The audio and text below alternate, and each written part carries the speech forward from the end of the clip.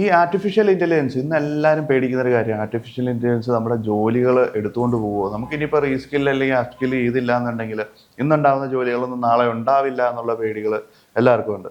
പക്ഷേ നമ്മളിപ്പോൾ ഈ വീഡിയോയിൽ നമ്മൾ സംസാരിക്കുന്നത് US കാരിയർ ഇൻസ്റ്റിറ്റ്യൂട്ട് 2023 നടത്തിയൊരു പഠനമാണ്. അതായത് AI അല്ലെങ്കിൽ ഓട്ടോമേഷൻ അല്ലെങ്കിൽ റോബോട്ടിക്സ് ഇതിന് റീപ്ലേസ് ചെയ്യാൻ പറ്റാത്ത കുറേ ജോലികളെ അവർ ഐഡൻറ്റിഫൈ ചെയ്തു. അപ്പോൾ ആ ജോലികളിൽ കുറച്ച് ജോലികളാണ് നമ്മൾ ഇന്നിവിടെ പറയാൻ പോകുന്നത്. അപ്പോൾ ഈ ജോലികളൊന്നും ഭാവിയിൽ പോകില്ല, ഇപ്പം നടക്കുന്ന പോലെയൊക്കെ തന്നെ മുമ്പോട്ടുണ്ടായിരിക്കും.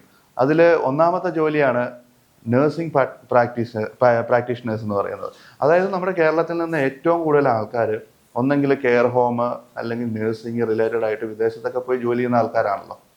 അപ്പം ഭാവിയിൽ ഏറ്റവും കൂടുതൽ ഡിമാൻഡ് ഉള്ളതും അതിലാണ്. കാരണം ലോകത്തിലെ ഒരുമാതിരിപ്പെട്ട എല്ലാ രാജ്യങ്ങളിലും ആളുകൾക്ക് പ്രായമായി വരുന്നു. അപ്പം നഴ്സിംഗ് കെയർ വേണം, കെയർ ഹോമുകൾ കൂടുതൽ വേണം. അപ്പോൾ ഈ ഭാഗത്ത് നോക്കുകയാണെന്നുണ്ടെങ്കിൽ ഒരു AIക്കോ അല്ലെങ്കിൽ ഓട്ടോമേഷനോ റോബോട്ട്സിനോ റീപ്ലേസ് ചെയ്യാൻ പറ്റില്ലാത്തൊരു മേഖലയായിട്ട് ഈ ഒരു നഴ്സിംഗ് ജോബുകളെ പറഞ്ഞിട്ടുണ്ട്.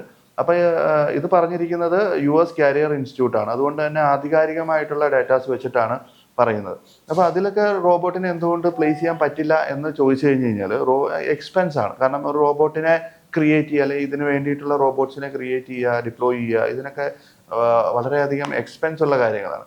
അപ്പോൾ അതുകൊണ്ടാണ് ഇതിലേക്ക് റോബോട്ട്സിനെ ഇൻവോൾവ് ചെയ്യാൻ പറ്റില്ല എന്ന് പറയുന്നത്. അപ്പം ഈ ഈ ഈ ജോലികളിൽ മനുഷ്യനെ റീപ്ലേസ് ചെയ്തുകൊണ്ട് റോബോട്ട്സ് വരില്ലാത്ത കാര്യങ്ങളാണ്. പിന്നെ കൊറിയോഗ്രാഫി, അതായത് നമ്മൾ ഈ ഡാൻസ് ഒക്കെ പഠിപ്പിക്കുന്ന അല്ലെങ്കിൽ ഡാൻസ് ഒക്കെ ഡിസൈൻ ചെയ്യുന്ന ആളുകളാണ് കൊറിയോഗ്രാഫേഴ്സ്. കൊറിയോഗ്രാഫിയിൽ ഉടനെ തന്നെ AIയുടെ ഒരു ആധിപത്യം ഒന്നും ഉണ്ടാകാൻ പോകുന്നില്ല. അപ്പം AI ആ ഒരു ജോലിയെ റീപ്ലേസ് ചെയ്യാൻ പോകുന്നില്ല. പിന്നെ ഫിസിഷ്യൻസിൻ്റെ ഒന്നും ജോലി ഉടനെ എങ്ങും റോബോട്ടിലേക്ക് പോകാനുള്ള സാധ്യതകൾ വളരെ കുറവാണ്. ഫിസിഷ്യൻസ് വളരെ സേഫ് ആയിട്ടുള്ളൊരു കരിയറാണ്. പിന്നെ മെൻ്റൽ ഹെൽത്ത് കൗൺസിലേഴ്സ്, മെൻ്റൽ ഹെൽത്തുമായിട്ട് റിലേറ്റ് ചെയ്തിട്ട് ഒരുപാട് AI ആപ്സ് ഉണ്ടെങ്കിലും ഒരു പേഴ്സണൽ കൗൺസിലർ നമുക്ക് തരുന്ന ഒരു പാമ്പറിങ്ങോ കാര്യങ്ങളോ ഒന്നും ഒരു മെൻ്റൽ ഹെൽത്ത് AI കൗൺസിലർക്ക് തരാൻ സാധിക്കില്ല. അപ്പം മെൻ്റൽ ഹെൽത്ത് കൗൺസിലേഴ്സ്, പിന്നെ നഴ്സിംഗ് ഇൻസ്ട്രക്ടേഴ്സ്, പിന്നെ നഴ്സിംഗ് ടീച്ചേഴ്സ്, പിന്നെ കോച്ചസ്, അതായത് നമ്മുടെ ഈ ടൂർണമെന്റ്സ് അല്ലെങ്കിൽ നമ്മുടെ സ്പോർട്സ് ഇതിനൊക്കെ വേണ്ടിയിട്ടുള്ള കോച്ചസ്, അത്ലറ്റിക് ട്രെയിനേഴ്സ്, പിന്നെ ഫിസിയോതെറാപ്പിസ്റ്റ്. ഒരിക്കലും AIക്ക് റീപ്ലേസ് ചെയ്യാൻ പറ്റില്ലാത്തൊരു ഏരിയയാണ് ഫിസിയോതെറാപ്പിസ്റ്റ്. പിന്നെ ഓർത്തോഡെന്റിസ്റ്റ്, അങ്ങനെയുള്ള ആളുകൾ. ഇപ്പം ഈ മേഖലകളൊന്നും AIക്ക് റീപ്ലേസ് ചെയ്യാൻ പറ്റില്ല. കാരണം ഒരു ഡെന്റിസ്റ്റ് ചെയ്യുന്ന ആക്ടിവിറ്റീസ് ഒന്നും ഒരു റോബോട്ടിനെ കൊണ്ടോ അല്ലെങ്കിൽ ഒരു ഓട്ടോമേഷൻ കൊണ്ടോ ചെയ്യാൻ സാധിക്കുന്ന ഒരു കാര്യമല്ല. അപ്പം അതൊക്കെ കുറച്ചും കൂടെ എന്താ പറയുക, സ്കിൽഡ് ആയിട്ടുള്ള, കുറച്ചും കൂടെ ഡീപ്പ് സ്കിൽഡ് ആയിട്ടുള്ള കാര്യങ്ങളാണ്. പിന്നെ നമുക്ക് ഫാമിലി തെറാപ്പിസ്റ്റ്, ഇങ്ങനെയുള്ള കാര്യങ്ങളിൽ നമുക്ക് AI ഇൻവോൾവ് ചെയ്യാൻ പറ്റില്ല.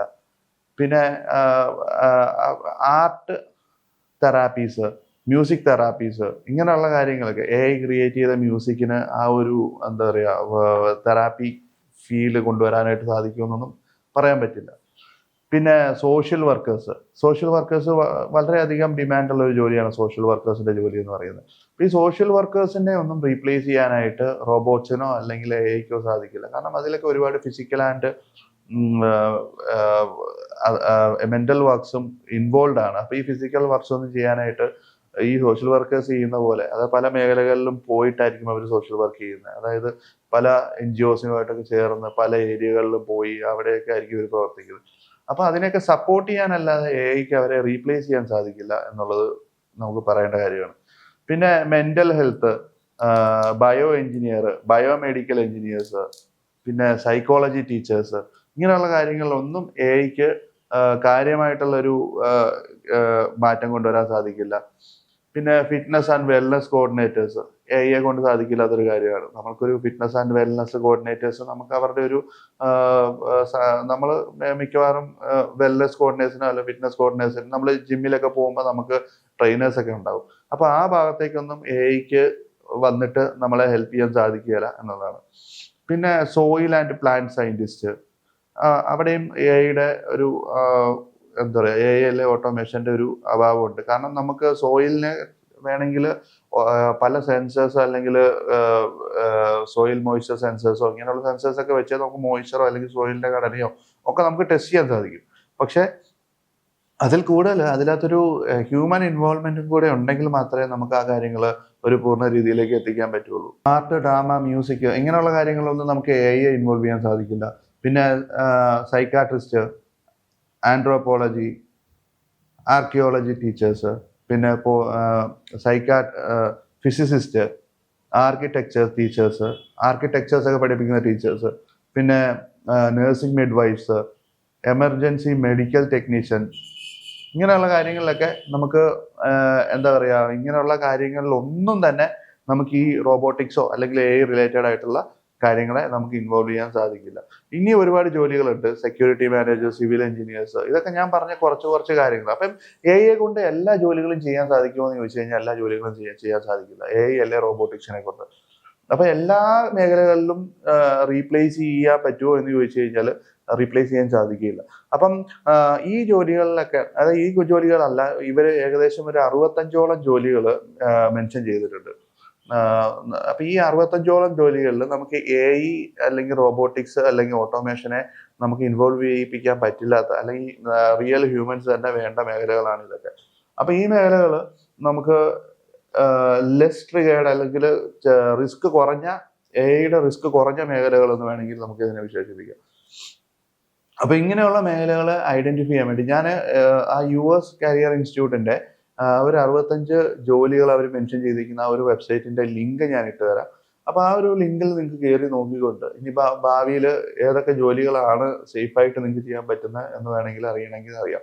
അത് മാത്രമല്ല, നിങ്ങൾ ആ സേഫ് ആയിട്ടുള്ള ജോലികൾ നോക്കി ആ ജോലികളിലേക്ക് മാറുന്നതിനൊപ്പം തന്നെ AI സ്കിൽസും കൂടെ പഠിക്കുകയാണെന്നുണ്ടെങ്കിൽ കുറെ അഡ്വാൻറ്റേജുകളുണ്ട്. ഇൻ കേസ് ഈ ജോലികളാണെങ്കിലും ഭാവിയിൽ ഇത് AI ഹിറ്റ് ചെയ്യുമോ അല്ലെങ്കിൽ ഭാവിയിൽ AI ഒരു ഭീഷണിയാകുമോ എന്നൊന്നും നമുക്ക് പറയാൻ സാധിക്കില്ല. കാരണം ഭാവിയിൽ റോബോട്ടിക്സ് ഇതിന് വേണ്ടിയിട്ട് സ്പെഷ്യലി ക്രാഫ്റ്റഡ് റോബോട്ടിക്സ് വളരെ ചിലവ് കുറഞ്ഞു വന്നു കഴിഞ്ഞാൽ പല മേഖലകളിലും അതൊക്കെ ഇംപ്ലിമെന്റ് ചെയ്യും.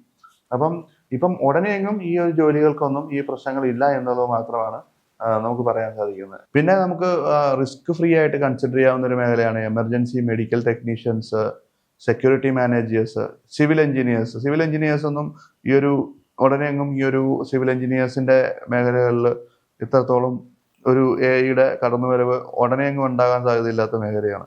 പിന്നെ transportation engineers, physical education specialist, paramedics, clinical nurses, critical care nurses. അപ്പൊ ഈ മേഖലകളൊക്കെ നിങ്ങൾക്ക് കൺസിഡർ ചെയ്യാവുന്ന മേഖലകളാണ്.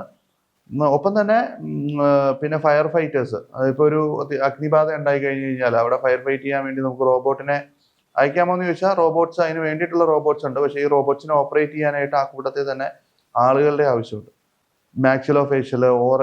Maxillofacial, education administrators. അപ്പം ഈ മേഖലകളിലൊക്കെ നമുക്ക് ഈ ഒരു ഇത് ഞാൻ പറഞ്ഞത് ഇതിൽ കുറച്ച് കാര്യങ്ങളേ ഉള്ളൂ. പിന്നെ ഒരുപാട് കാര്യങ്ങൾ കിടപ്പുണ്ട്. ലാൻഡ്സ്കേപ്പ് ആർക്കിടെക്ട്സ്, പിന്നെ ഷെഫ്സ്. അപ്പൊ ഈ മേഖലകളിലൊന്നും ഈ ഉടനെ ഈ AI-ക്കോ അല്ലെങ്കിൽ റോബോട്ടിക്സിനോ കടന്നുവരവ് സാധ്യമായിട്ടുള്ള മേഖലകളല്ല. അപ്പൊ ഞാൻ ഈ പറഞ്ഞ ജോലികളിൽ ഈ ജോലികളൊന്നും ഉടനെ തന്നെ AI കൊണ്ടുപോകാൻ സാധ്യതയില്ലാത്ത ജോലികളാണ്. അപ്പൊ നമ്മൾ പറഞ്ഞു തരികയാണെങ്കിൽ, ഇപ്പൊ ഫോർ എക്സാമ്പിൾ ഒരു കമ്പനിയിൽ ഒരു സെയിൽസ് എക്സിക്യൂട്ടീവ് ഉണ്ട്, അല്ലെങ്കിൽ ഒരു സെയിൽസ് സ്പെഷ്യലിസ്റ്റ് ഉണ്ട്.